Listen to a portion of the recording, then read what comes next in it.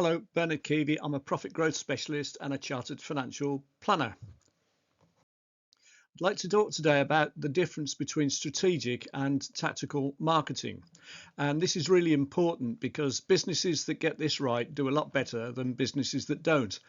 Most smallish businesses, certainly, and medium-sized businesses, a lot of them, do tactical marketing, but strategic is far better. And a lot of people don't really understand the difference between the two. So the best way to understand the difference is to actually look at this diagram, and it's called the buyer's journey, and it's something that Leader Publishing Worldwide, LPW, produced when I was working with them a while ago.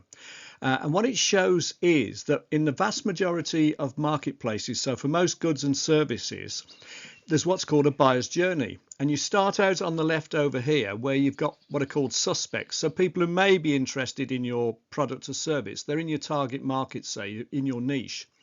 But they don't know that they might be interested, and they don't know if they did, why they should be and who they'd buy from, etc., etc. So they start over here where they're not really, prospects for you. And as they learn more about the type of good or service it is, they become more interested. And then as they become more interested, they then need to work out, well, what criteria would they use to decide who to buy from. So for instance, if you're buying a conservatory, for example, well, most people wouldn't know that much about what to look out for from a good conservatory or a bad conservatory. So they'd start doing all sorts of research here first, and then they'd research into who's in the marketplace. And so gradually what happens is you start with 100 over here, 30 get whittled out and don't buy at all, but the rest of them are on this journey until eventually they end up as now buyers. And now buyers are typically something like 1 to 3% of the potential marketplace.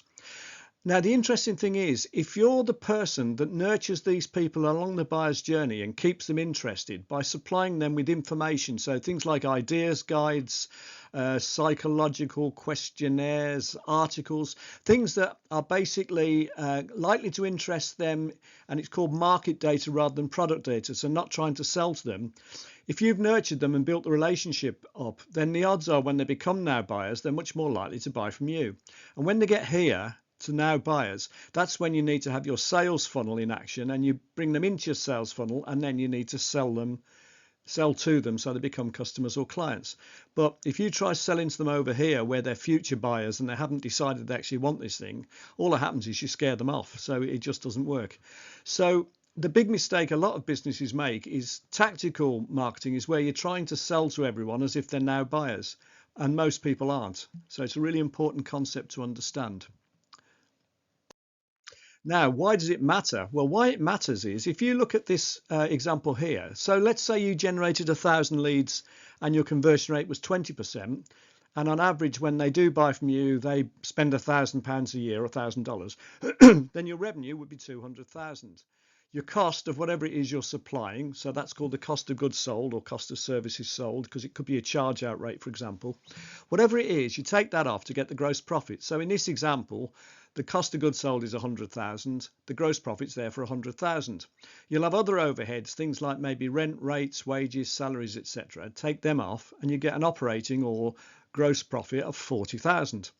Now, if all you did was double your conversion rate by understanding the buyer's journey, and then by having what's called a drip campaign, where you supply information to them on a regular basis to nurture them along the buyer's journey, if all you did was double your conversion rate from 20% of the original 1,000 inquiries to 40%, then the difference that makes is massive, because you double your revenue from 200,000 to 400,000.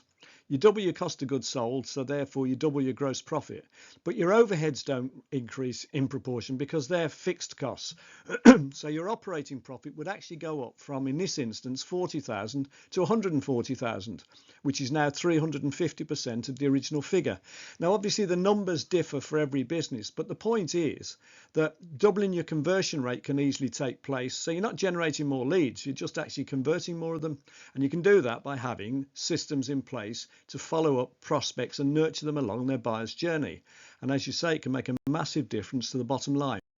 Now, if you wanted to know how that sort of thing and other arguments and ideas could work for you, why not participate in my free Sales Accelerator roadmap? If you go to bernardkeavy.com, click on the button saying that you want this free Sales Accelerator roadmap. So what happens is we'll speak for about 45 minutes on Zoom or on the phone, but preferably Zoom. We'll go through a set questionnaire that's based on an algorithm, and then we'll come up with several recommendations and strategies and ideas that can work for you, which could, in most cases, over a matter of a few months, maybe 3 to 6 months, if you apply the ideas, you could quite easily double your bottom line profit. So that's basically what we'd be aiming to look to do. So go to bernardkeeby.com and click on the Yes, I Want This button. I hope you found that useful. Thank you very much for watching.